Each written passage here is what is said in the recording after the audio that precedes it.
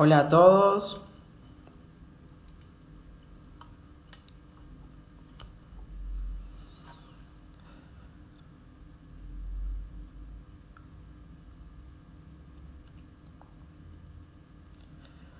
Hola a todos los que se están uniendo. Les comento que ya en un par de minutos o en cualquier momento se va a estar uniendo Ricardo López Murphy, ex candidato presidencial, ex ministro de Economía y de Defensa. Vamos a estar hablando un poco sobre la realidad económica actual de la Argentina, hacia dónde vamos, un poco de lo que piensa hacer él como posible candidato, las alianzas que podrían llegar a surgir.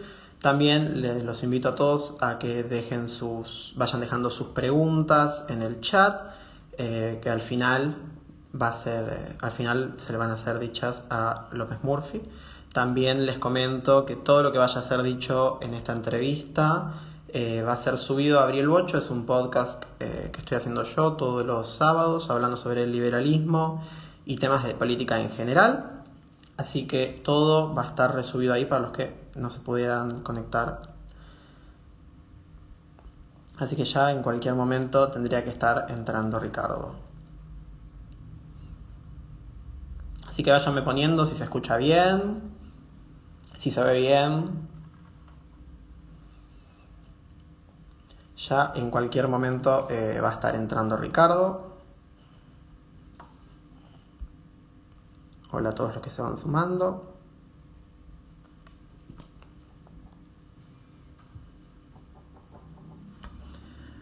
Así que nada, váyanme notificando si se escucha bien, si se ve todo bien. Ya va a estar entrando Ricardo. Vuelvo a repetir, para los que se están uniendo ahora, vamos a estar con Ricardo López Murphy hablando sobre la realidad política en Argentina, la economía, hacia dónde vamos.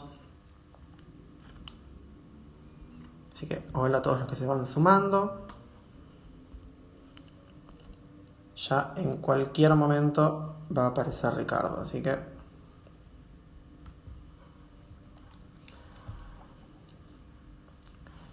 ¿cómo están? ¿Cómo están todos?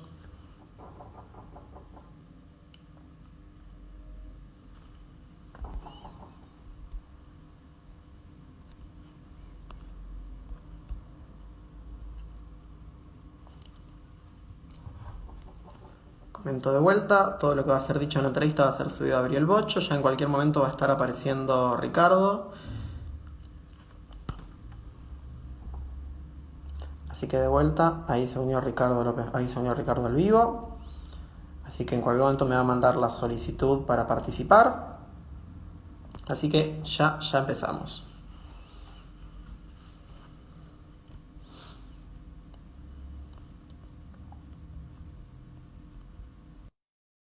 Ahí le mandé solicitud.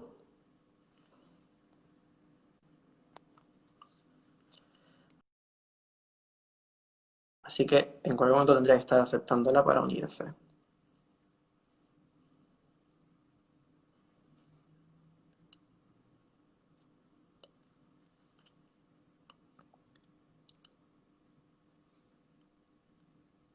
Ricardo, avísame si te llegó la solicitud en los comentarios.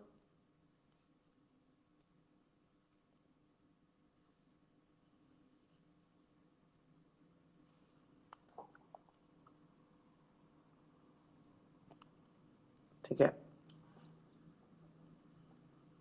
hola a todos los que se van uniendo. Ya Ricardo está esperando, estoy esperando que Ricardo acepte la invitación para sumarse al vivo. Así que ya empezamos.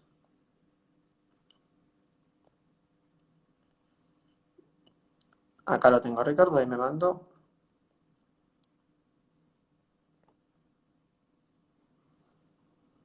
Ahí está, ahí se está conectando. Ya Hola estoy. Ricardo, ¿cómo estás? Muy bien, Pedro, ¿cómo está? Todo bien. Que la dificultad es que ustedes son muy aptos técnicamente, pero alguna cosa tocaba mal y no podía entrar. No pasa nada, no pasa nada. ¿Cómo estás? ¿Cómo estás? Muy bien, muy bien. Un gusto de estar con ustedes y de poder cooperar en este esfuerzo que tiene mucho de, a ver, de educativo, conceptual, que espero salga todo bien. Sí, espero que sí. Bueno, primero que nada, agradecerte a vos por haberme tenido en cuenta. Muchas gracias también a Christian Doyle por coordinar todo lo de atrás de la entrevista. Eh, Gracias de vuelta por tenerme en cuenta, a pesar de tu tan ocupada agenda.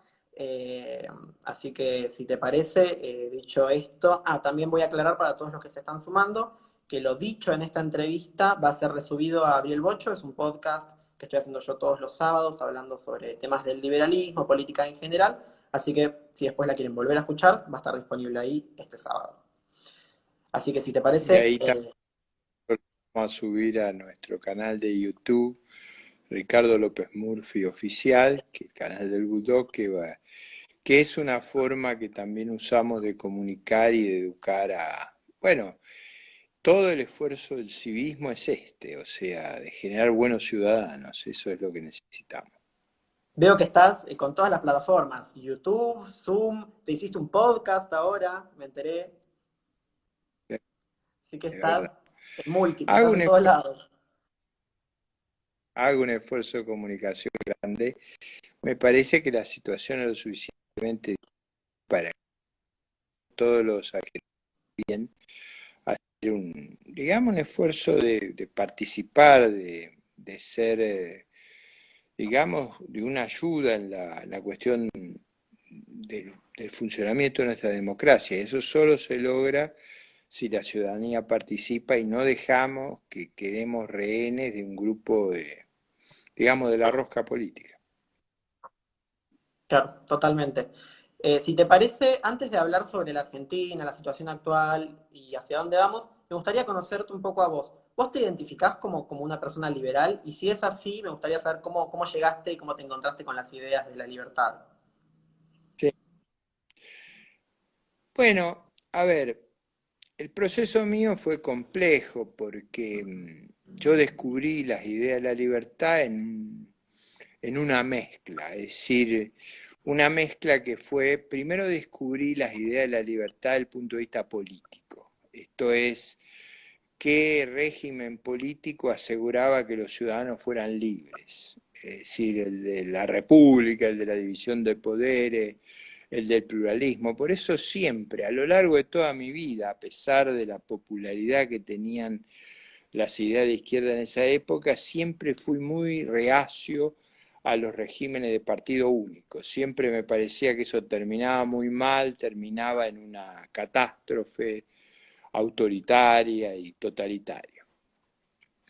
En economía el proceso de descubrimiento fue un poquito más largo porque empecé a entender cómo funcionaban las economías y empecé a ver los problemas que tenían los países comunistas. O sea, lo fui descubriendo, no fue inmediato eso.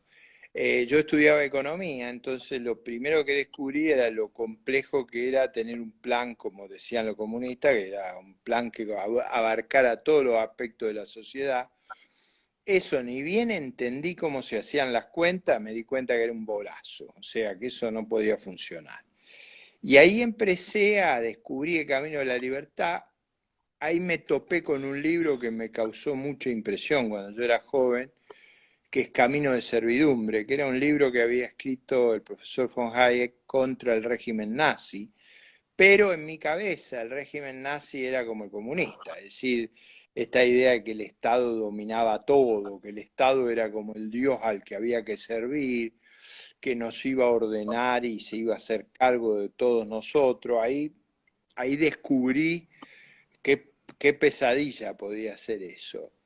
Y bueno, ahí de nuevo el proceso es largo, pero me enteré de los crímenes en Berlín en el 53, de la invasión de Hungría en el 56, de la represión brutal. Soy contemporáneo a la invasión a Checoslovaquia, entonces el proceso de descubrimiento de las ideas de la libertad me tomó un tiempo. O sea, primero las descubrí en el sentido de las ideas políticas, después las cuestiones económicas y después cada vez fui descubriendo aspectos que son muy importantes desde el punto de vista filosófico, la tolerancia a las opiniones de otro, la relevancia de que cada cual puede elegir el proyecto de vida que le parezca bien, que no se lo tengamos que imponer los demás. Después descubrí la idea del respeto recíproco, o sea, no hay forma que te respeten si vos no respetás, y construir una sociedad en base al respeto, que quiere decir comprender al otro, no pretender imponerle las cosas, sino saber que el Estado está para proveernos seguridad, defensa, justicia, pero no para que nosotros seamos esclavos del Estado. El Estado tiene que servirnos a nosotros, no nosotros al Estado. El Estado tiene que estar para defender nuestros derechos individuales. Bueno, ese proceso que lo estoy describiendo no fue tan simple, ahora hecho históricamente, pero cada día me fui entusiasmando más con la idea de la libertad. A medida que entendía más economía, se volvía más potente. Ahí te puedo contar otra cosa que te va a ser útil, que es, yo descubrí cómo fue el milagro alemán cuando liberaron los precios y empezó a crecer enormemente la economía. Descubrí que algo parecido había pasado en Japón. Descubrí mucho antes que acá fuera popular, allá por mediados de los 70, principios, digamos, un poco antes de mediados de los 70, el éxito de Corea, de Taiwán, de Hong Kong, de Singapur, que después fue un éxito descomunal, pero yo lo descubrí muy temprano. Y ahí empecé a estudiar y a ver, por ejemplo, descubrí la idea del capital humano, por qué es tan importante el capital humano, por qué ciertas comunidades desarrollan mucho capital humano, por ejemplo, la gente de religión judía desarrolla mucho el capital humano porque han sido muy perseguidos. Entonces, lo que se llevan acá no se los puede robar nadie. Y las otras cosas son robables. Bueno, todas esas cosas me fueron, digamos, nutriendo, me fueron enriqueciendo. Y ese proceso de mirar el este de Asia, de mirar las experiencias exitosas de Europa, de entender lo que pasaba en Suecia, Noruega, Dinamarca. Acá todo el mundo cree que esos países son socialistas, no tiene nada que ver con eso, son países de los más abiertos del mundo, de los más competitivos, donde hay más incentivo a la empresa privada. Bueno, todo eso lo fui descubriendo. Ese es el Fue un cuento proceso mío, esa es la fue un historia. proceso lento de ir leyendo, de ir entendiendo. Y aparte de todo esto, hace muchos años, en un momento donde todavía no estaba la era de la información y las ideas de la libertad acá en Argentina han estado la mayormente reprimidas en las facultades. Y yo diría que hubo una interacción muy valiosa, muy con los estudios. O sea, yo fui estudiando, todo eso fue con muchas horas de estudio.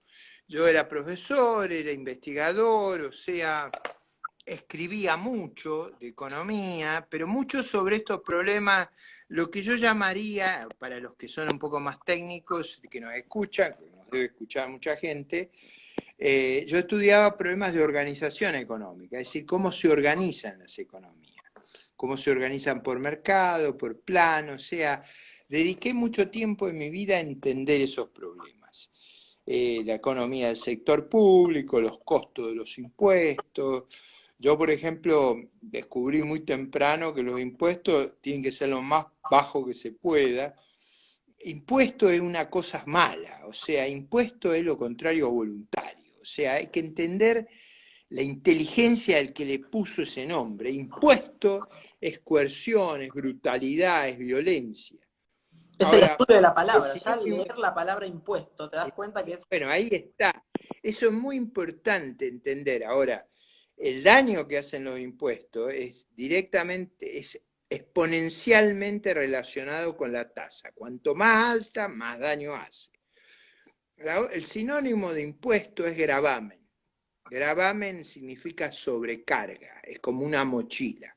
Si vos cargas, yo te pongo una mochila de 60 kilos, vos vas a caminar con muchas dificultades. Ahora te pongo una de 100, te caes, no te puedes levantar. Por eso el gravamen tiene que ser usado con cuidado porque puede destruir una economía. Y el otro sinónimo de impuesto es tributo. Tributo es lo que se le imponía a los pueblos derrotados en la antigüedad. O sea, ahora no pasa en esa cosa, pero hace muchos años, muchos siglos atrás, cuando uno perdía una guerra era esclavo, entonces te esclavizaba. Entonces los pueblos esclavos tenían que pagar tributo a los pueblos esclavizadores. Entonces siempre, eso se ve en el relato bíblico, los impuestos eran por eso, dar al César lo que es de César, dar a Dios lo que es de Dios. Lo de César era horrible, era el tributo al vencedor, era al esclavizador. Por eso es muy importante entender esta noción de la libertad. Tiene que ver con milenios de lucha contra la opresión. Por eso yo cuando los veo a los modernos estatistas, a los socialistas, a los autoritarios, digo, estos quieren volver para atrás en la historia, nos quieren volver a ser tribales, nos quieren esclavizar. Y eso es lo que, bueno, eso lo aprendí después de muchos años. Es lo que hay que evitar, claro. Ya moviéndonos. Pero esto es decir, ustedes tienen las ventajas que todas estas discusiones ya se conocen. En esa época no se conocía el fracaso de la Unión Soviética, el inmenso fracaso de Cuba. Por ejemplo, cuando yo era joven, Cuba, mucha gente la impresionaba, la atraía. Hoy sabemos que Cuba en 60 años empobreció terriblemente a su población. Cuba era 5 veces República Dominicana, hoy es 5/6 de República Dominicana. O sea, ha perdido casi, digamos, un 5/6 de su nivel de vida respecto a Dominicana. Ha sido una tragedia, hoy es una tragedia Cuba. Eso, muchos años atrás no se sabía, hoy se sabe lo de Venezuela, lo de Zimbabue, lo de Corea del Norte. Cada vez que yo estudio esos casos, quedo más aterrado por las tragedias que le pueden pasar a la humanidad, que era lo que antes le tenían miedo a las invasiones. O sea, yo creo que el que vio la película Troya sabe lo que es la invasión. O sea, te venían a invadir para esclavizarte. Claro. Ya moviéndonos un poco al hoy. ¿Qué diferencias notás vos en el escenario político argentino comparando la actualidad con las veces que, por ejemplo, vos te postulaste para presidente o cuando fuiste ministro? ¿Qué diferencias notás vos en la gente? A ver, en el 2003 había muchas expectativas, incluso mi candidatura desató muchas expectativas, porque era claro que si hubiéramos ganado había una inmensa oportunidad para el país, porque el mundo estaba en una levantada y los países vecinos a nosotros y nosotros mismos, espectacular. Si la hubiéramos aprovechado esa oportunidad, fue la mejor oportunidad en 200 años, así que mi candidatura fue en ese momento una expresión de ese enorme ánimo, pero las ideas de la libertad no tenían la popularidad que tienen hoy. Hoy hay jóvenes como vos que están metidos en toda la estructura del país. La gente no se imagina lo que es la cantidad de jóvenes liberales que hay. Ahora, es verdad que no son como eran en mi época. Todos los que eran liberales en mi época eran intelectuales. Era una tarea como la que yo te cuento, difícil. Hoy mucha gente joven se acerca sin tantos prejuicios, no los asusta el rótulo, van haciendo ese proceso mucho más fácilmente que el que lo hice yo, se identifican, leen, tienen todos estos mecanismos modernos de comunicación que son una formidable ventaja. Yo diría, la situación hoy es mucho más difícil, el país se ha deteriorado y empobrecido mucho, hay una reserva de ideas liberales como la de Alberdi, o sea, que también fue una época increíble que surgiera una generación tan lúcida en años de tanto despotismo. Me parece que hoy hay una...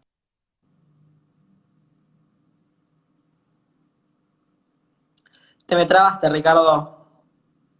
Esta Ahí está, ahí tecnología es muy... Es más, a las ideas de la libertad. La libertad son ideas muy propensas al debate, son ideas de frontera. Si tú eres muy prejuicioso no puedes ser liberal. Si tú tienes miedo pensar los problemas con mente abierta no puede ser. Entonces, yo creo que se ha creado una oportunidad inmensa en el sentido de que hay mucha actitud amistosa a las ideas de la libertad. Siguiendo un poco esto que estamos charlando, cada vez hay más gente y muchos intelectuales diciendo que se viene lo peor para la Argentina, hablando desde récord inflacionario hasta una posible hiperinflación. ¿Vos creés que si seguimos así podemos llegar a ese tipo de estado? ¿Cómo ves a la Argentina y su futuro viendo lo que está pasando y lo que va a seguir pasando? Bueno, a ver, yo iría a la historia, vamos a la historia. Entre 1900 y 1945 Argentina tuvo menos inflación que Estados Unidos y creció más. Digo, esto la gente no se acuerda, pero fuimos muy exitosos, por eso vinieron mis abuelos acá. O sea, yo no soy nieto de un patricio, yo soy nieto de un inmigrante. Y vinieron y no sabían hablar nuestro idioma y vinieron con mucha dificultad, pero vinieron porque Argentina era un país excepcional, crecía más rápido que Estados Unidos, tenía menos inflación y era, a ver, ¿cómo te puedo decir? Un país de mucha movilidad social. Si vos te matabas, mi abuelo trabajaba 70 horas semanales, era una bestia de trabajo, pero si vos trabajabas y ahorrabas y hacías el esfuerzo, vos progresabas. Y él vivía haciendo el esfuerzo para tratar de progresar. De 1945 a 1974, con otras ideas ya, con ideas populistas, el país entró en una alta inflación, 30% anual. Eso nos llevó prácticamente del 45, casi 30 años. En el segundo semestre del 74, con un gobierno como este, empezamos a tener grandes dificultades porque hubo una crisis internacional y eso derivó en el año 75 en una crisis abierta, el Rodrigazo. Eso es muy famoso en la historia, año 75. La inflación ahí pasó de ser de 3 dígitos, de los cuales el primero no era la unidad. O sea, 300, 400%. Es una porquería de problema, pero la hiper es otra cosa. Estuvimos 14 años, del 75 al 89, con mega inflación. O sea, recordá lo que es mega inflación. 3 dígitos, de los cuales el primero no es la unidad. Yo llamo a la inflación de 30% alta inflación. Mega inflación para mí es 3 dígitos. Ahora, en el año 89 tuvimos hiperinflación. La primera hiperinflación al fin del presidente Alfonsín, que fue 5.000%, o sea, julio del 89 contra julio del 88. Y la segunda hiperinflación, que fue de 21.000%, fue en marzo del 90 contra marzo del 89, cuando fracasan los primeros planes del presidente Menem. ¿Qué te quiero contar con esto? No es tan fácil ir a la hiperinflación de golpe. Hiperinflación para mí es tasa de inflación de arriba del 50% mensual, que da una tasa anual descomunal. Ahora, eso no es tan fácil. Yo lo que creo que el riesgo que tiene Argentina es que tengamos una mega inflación, o sea, una inflación de 3 dígitos. Eso no es tan difícil que ocurra. Estamos en una situación de gran vulnerabilidad y ese es el riesgo que yo veo en lo inmediato. Ahora, pasar de ahí a hiper no es tan sencillo, pero si hacen el esfuerzo lo van a lograr. Todo es O posible. sea, yo creo que si el gobierno no actúa con seriedad, con responsabilidad, de acá en más, el riesgo de ir a una mega inflación, que va a ser muy destructiva, porque toda la gente joven como tú y muchos, acá los últimos que vivieron hiperinflación, tienen aproximadamente 50 años. Entonces, no hay memoria histórica, lo que va, la gente más grande la tiene. Pero los jóvenes no vivieron esa situación. Entonces, hay mucha gente que está ingenua, descuidada con eso. Por ejemplo, en el Rodrigazo, cuando yo lo viví en el año 75, yo era era joven, pero ya era economista. En el Rodrigazo a mucha gente la agarraron descuidada y la empobrecieron de golpe. O sea, si a vos te agarraba descuidado, te partía al medio. Yo tuve mucha gente conocida mía que era gente razonable, próspera y se empobreció de golpe. Ese es el problema. Las mega inflaciones traen mucho empobrecimiento. Ese es el problema. ¿Y cuál es tu plan económico ideal? Vos que sos una persona que su fuerte son los números. ¿Cómo hacemos que la Argentina vuelva a la lista de países desarrollados que una vez estuvo? ¿Cómo hacemos eso? ¿Cuál es el plan económico que... Esto tiene una claridad estratégica muy simple, ¿no? Ahí no es muy difícil saber lo que hay que hacer. Hay que restablecer el orden fiscal, es decir, que vos gastes lo que recaudás. Hay que volver a tener una moneda que no se use para prestarle plata al Estado. Hay que tener reservas internacionales abundantes. Hay que tener una economía organizada en base a precios, incentivos y con el Estado restringido a las funciones básicas. Hay que integrar al país al mundo y actuando con disciplina, en poco tiempo el país se va a volver un país más razonable. Ahora, recuperar lo que se perdió va a llevar tiempo, pero lo que te da esa organización es esperanza. Por ejemplo, en el 48 los alemanes cuando se organizan, hasta que volvieron a la prosperidad, les llevó 15 años, pero una vez que vos sabés que vas bien, no sufrís tanto el fracaso en Argentina. ¿Por qué se sufre? Porque no solo estás mal y vas mal, sino que sabés que va a ser peor. Eso es lo que te desmoraliza. Y recomendado, Ahora, eso que digo no es algo raro, eso es lo que dicen todos los manuales, es como la operación, ¿no? De que yo tengo apendicitis, ¿qué es lo que tiene que hacer el médico? Hay un protocolo. Bueno, en economía igual, hay un protocolo. ¿Qué es lo que hay que hacer? Hay que hacer esto. claro, es matemática, es una ciencia exacta. Eso pero no es una cosa inventada, es una cosa que surge de la experiencia. ¿Qué es lo que hacen los países que le va bien? A eso lo que requiere es un liderazgo político importante, que esté dispuesto a ordenar las cuentas fiscales. ¿Por qué no se ordenan las cuentas fiscales? Bueno, porque acá todo el mundo se siente en libertad de decir que me den plata al Estado y que lo pague emitiendo dinero. Bueno, eso es una receta para el colapso. ¿Y recomendarías una dolarización? ¿Cuál es tu opinión al respecto? Vos decís que... No, yo no soy, yo creo que esas cosas ocurren porque no tenés más remedio. O sea, los países que se dolarizaron, dolarizar cuesta muchos recursos, o sea, te cuesta más sacrificio que no dolarizar. Entonces, tú dolarizas cuando no sabes hacerlo por la tuya. Si tú sabes hacerlo por la tuya, trata de tener tu moneda. El día que se demuestra que sos un idiota completo, te dolarizas. Claro, todavía Ahí no es el momento. dolarizar o cortar. Es decir, yo tengo la mano derecha mía, tiene costumbre de agarrar dulce de leche de la heladera y por eso engordo y me he vuelto un obeso incorregible.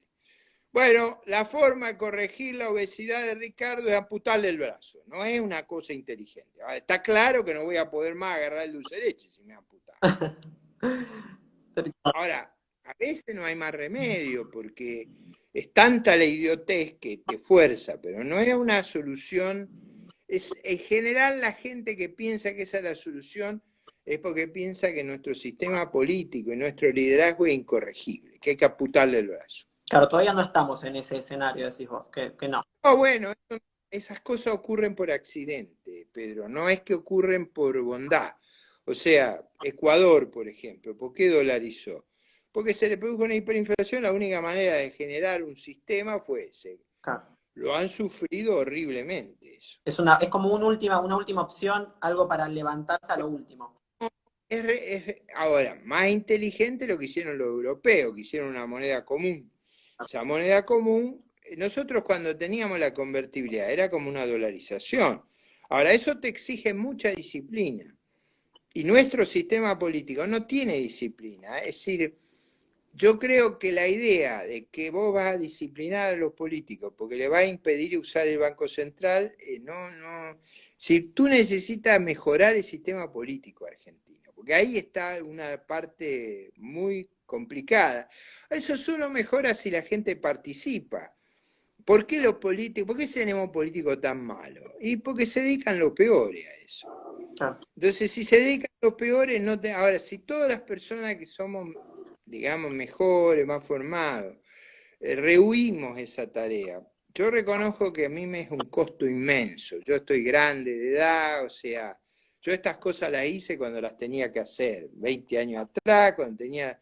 Ahora, ¿por qué lo hago? Porque veo un vacío enorme y estoy tratando de ayudar a los jóvenes como tú a que encuentren un vehículo político que les permita hacer la tarea. En el mientras tanto hago este esfuerzo de formación. Claro. Ya moviéndonos un poco al lado social. ¿Cómo haces, qué decís vos que hay que hacer para dar la necesaria lucha contra la demagogia? ¿Y cómo cambiás un electorado que siempre vota lo mismo, las mismas promesas falsas? Bueno, eso es un proceso de aprendizaje, o sea, eso también no hay una solución sencilla. Mucha gente cree que va a resolver el problema con alguna estrategia comunicacional. No, eso solo se resuelve educando cívicamente y participando. Si vos tenés un pueblo que elige sistemáticamente mal, que elige a los peores, eso no tiene arreglo. O sea, tenemos que cambiar la mentalidad, no hay otra manera. Si todo se alimenta de elegir a perverso, imagínate que en tu familia la orientación sería elegir al que peor, que más daño hace. Bueno, no hay forma.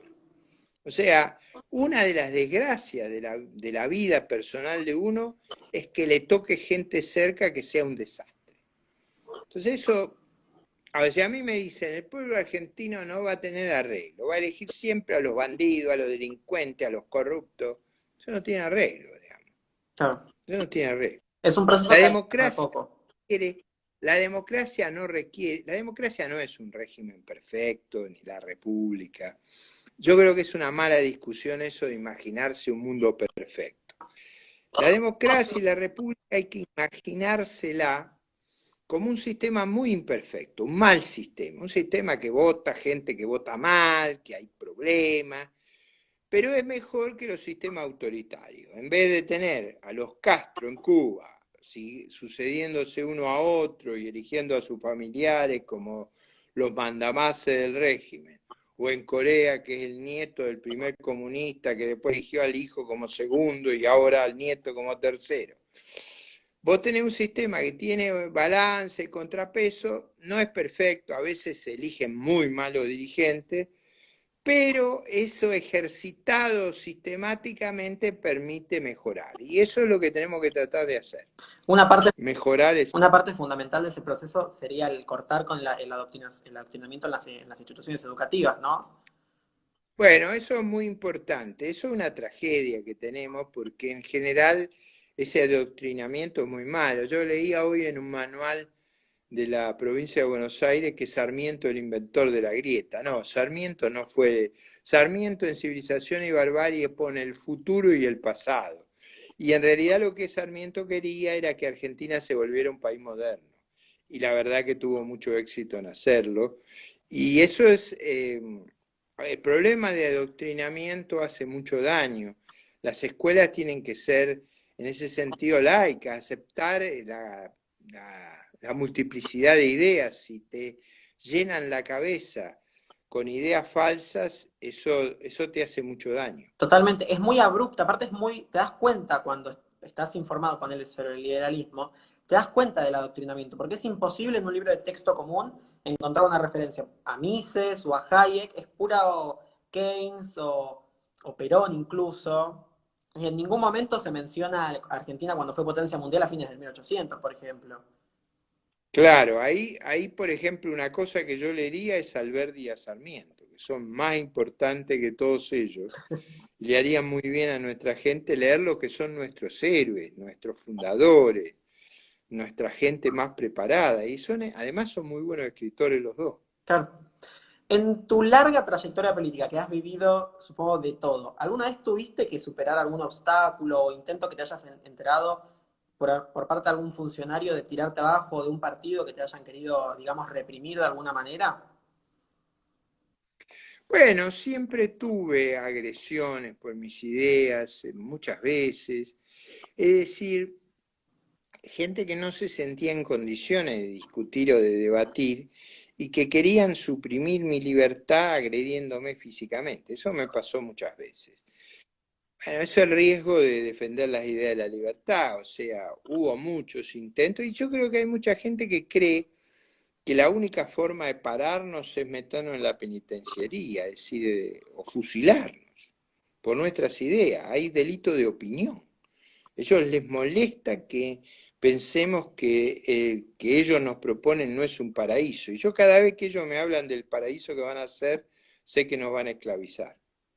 ¿Y qué terminaste aprendiendo del sucio mundo de la política? ¿Qué terminaste entendiendo, digamos? ¿Qué aprendiste después de tantos años? Bueno, eh, a ver, que la política es imprescindible si yo quiero cambiar la sociedad y evitar ser gobernado por los peores. Que no es un tema fácil, que es un tema desgastante, que mucha gente va a la política para enriquecerse o para oprimir a los demás, o como vos explicabas, por ideología, para no permitirle a los demás tener una libertad de opción. Pero si no estamos nosotros, los que predominan son ellos. Así que lo que aprendí es que hay que hacerla.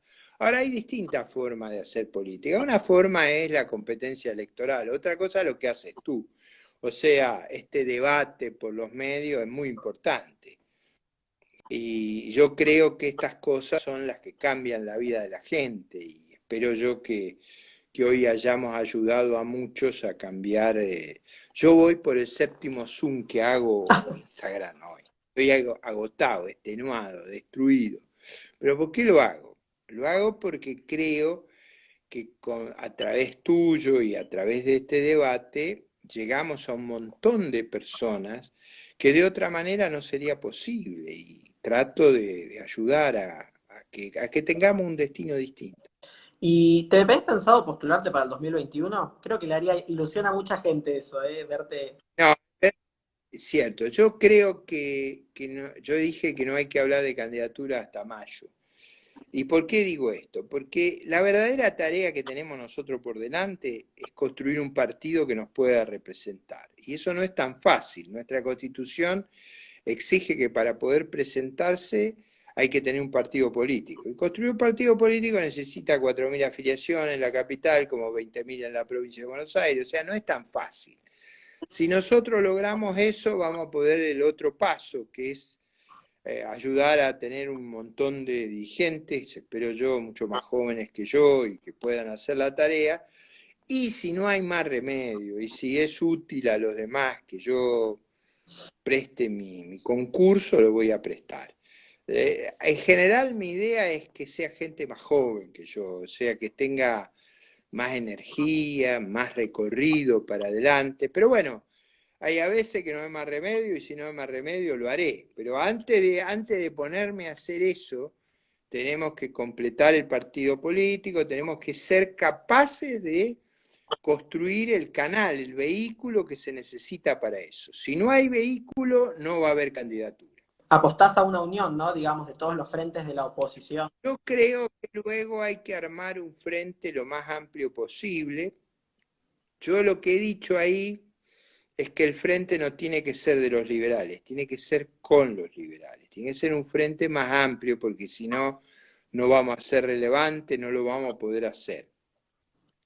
Ese frente para mí tiene que tener dos limitaciones. Una, la más inmediata en el 21 es que tenemos que armar una coalición con toda la oposición para senadores nacionales. Yo creo que lo peor que podría ocurrir aquí es que Cristina lograra controlar 2/3 del Senado. Por eso ahí hay que ir a la unidad e impedir que eso ocurra, así que ese es un tema de gran discusión con otra gente que tiene nuestras ideas, porque ellos no tienen esa. Para mí la prioridad que Cristina no puede hegemonizar el país es irrenunciable. Y la segunda, que yo tengo una actitud crítica con lo que pasó en el 19, yo creo que en el 23 de nuevo hay que ir a una gran coalición republicana que termine con el gobierno de los CAI de la Cámpora. Y eso vamos a aprender en el 21 en senadores cómo se hace, y esas son las dos limitaciones. Después el frente puede ser lo más amplio que pueda, a veces hay mucha gente que no coincide con esta opinión. Claro. Estuve viendo que en Recrear lanzaste, junto a todo tu equipo, una escuela de formación política, ¿cierto? Yo Muy importante. tuve el honor de poder participar en alguna de las clases con referentes que dieron clases, referentes de renombre. ¿Cuál es tu objetivo con la escuela de formación? Y vi que había mucha gente, Bueno, más de es 120 importante. personas por clase, o sea, fue realmente... Bueno, eso es lo que estoy haciendo acá. Nosotros creemos en la persuasión, en la transmisión de las ideas, y lo que hemos invitado fue a destacadísimos intelectuales de la Argentina, afines a nuestro pensamiento, que dieron dos extraordinarias clases, y vamos a seguir por esa vía, porque es vital para nosotros convencer y persuadir, y yo creo que parte del desafío es educar gente valiosa. Eso es lo que tenemos que hacer. Ya para terminar. Por eso la escuela, yo en la experiencia anterior de Recrear, lo que eran famosas, una gran parte de dirigentes que hay en la actualidad surgieron de la escuela de Recrear. Después no quiere decir que no hicieron caso, pero yo siempre estuve obsesionado con la formación de la gente. Porque yo creo mucho en esto. A ver, la política para mí es madre y maestra. Es una gran tarea docente. Contiene, pero enseña. ¿Y en qué sentido la política es un acto de docencia?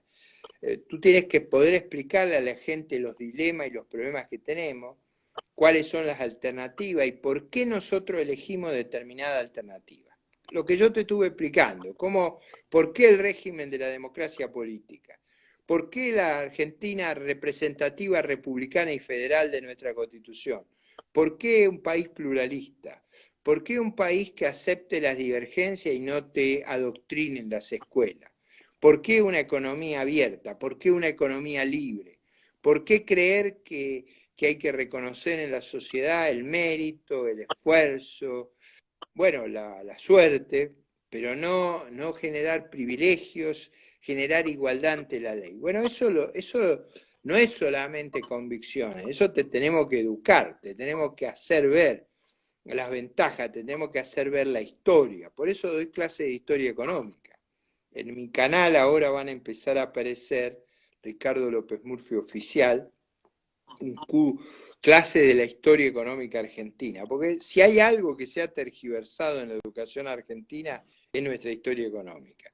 Ahí va a haber 6 clases donde espero yo, y estoy haciendo un enorme esfuerzo personal para eso, quede muy claro los errores, de dónde viene, cuándo tuvimos éxito. Por eso que yo te contaba de la historia de inflación y de crecimiento de Argentina. Hay mucha gente que no sabe que teníamos menos inflación que los Estados Unidos y que crecíamos más. No, Y por eso nos llenamos. Por eso venía todo el mundo de Europa acá. Porque se ganaban más sueldo que en Italia, que en España, que en Inglaterra. Era muy exitoso nuestro país. Y dejó de ser exitoso cuando empezó a escuchar esta estupidez populista. una lástima, realmente, y la carencia de información es muy amplia. Es realmente una lástima que se haya perdido eso. Por eso la escuela de Recrear. Están todos más que invitados. Por eso Ricardo López Murphy Oficial, el canal de YouTube. Ya para terminar, me gustaría que dejes Sí. un mensaje para los jóvenes que hoy, que incluso yo me lo planteo de vez en cuando, el hecho de irse del país. ¿Qué tenés que decirle a los jóvenes que están considerando irse y a los jóvenes que todavía no están seguros de si el liberalismo, las ideas de la libertad, son o no el camino? Bueno, la primera es que estudien, se preocupen como lo has hecho tú ahora y vayan a nuestras discusiones, a nuestros libros, a nuestras opiniones. Yo he escrito como 8 o 10 libros, lamentablemente nunca sin mucha plata, así que son difíciles de conseguir, pero ese es un camino, escuchar otras opiniones. Mirar el canal de YouTube ese que te sugerí, ahí hay videos de 25 años. ¿Por qué pongo 25 años de video? Porque imagínate si pusiéramos los videos de Alberto Fernández, un día dice una cosa, el otro día dice todo lo contrario. Ahí va a haber una línea de coherencia y de consistencia. Entonces yo digo, esto no se aprende porque sí, hay que informarse, hay que estudiar, hay que prepararse. Y después yo tengo un mensaje optimista. En realidad los problemas que tiene Argentina son problemas menores. Si uno lo compara con los problemas que hay entre la India y Pakistán en Cachemira, o la India y China en la frontera, o en Corea, o en el Medio Oriente, o cerca de Rusia, que Rusia te invada, digamos, hay zonas del mundo que son atroces. Acá no hay ni riesgo atómico, ni misilístico, ni bacteriológico, ni químico. Nuestros vecinos, sobre todo cuando somos inteligentes, son nuestros socios. no tenemos problemas raciales ni religiosos, tenemos problemas de organización, de instituciones. Esa es la respuesta que nosotros damos. Ahora, yo creo que después de esta larga tormenta, yo soy un optimista inveterado, por dos razones. Porque creo mucho en la idea de la libertad y creo que los hombres construyen su propio destino, pero también porque fui educado en la tradición hebreo-cristiana y hay un famoso dicho en el Evangelio que dice las puertas del infierno no prevalecerán, o sea, el mal no va a prevalecer. Entonces yo tengo siempre la expectativa de que si nos comprometemos y actuamos correctamente, vamos a hacer que el bien prevalezca sobre el mal y vamos a tener la alternativa de hacer lo que hacen los países prósperos, los países a los cuales uno querría emigrar. Ahora, es tanto más fácil hacerlo acá que emigrando, que bueno, yo creo que esa es una decisión que en última instancia cada uno va a tomar en su vida, pero bueno, vale la pena hacer el esfuerzo y eso es lo que estamos haciendo. Finalmente, no sé si prevalece esa idea que tú comentabas, que van a votar siempre mal y todo eso no tiene arreglo, pero esperemos que no. Vamos a trabajar para que no. Poco a poco se va a dar. Ricardo, la verdad te quería Vamos, escuchar durante 1000 horas. Vuelvo a decir, te agradezco mucho por haberme dado el espacio. Muchas gracias a vos, a Christian Doyle por organizar todo. Les repito también a los oyentes que, bueno, la entrevista la van a poder escuchar en el canal de YouTube de Ricardo López Murphy, Ricardo López Murphy Oficial. Y también los invito a todos a escuchar Abriel Bocho, es un podcast, está disponible en todas las plataformas, incluida Spotify, donde hablo sobre liberalismo y temas de política en general todos los sábados, donde también va a estar resubido el audio de esta entrevista. Ricardo, de vuelta, muchísimas gracias. fue muy Te grande haber felicito estado con por ustedes. toda tu labor, el cambio que estás generando, que estés de vuelta en el mundo de la política, la verdad, es genial. Muchas gracias y muchas gracias a todos los que se quedaron hasta el final. Que termines buen día, Un gusto, gracias. Ricardo. Hasta luego. Hasta luego.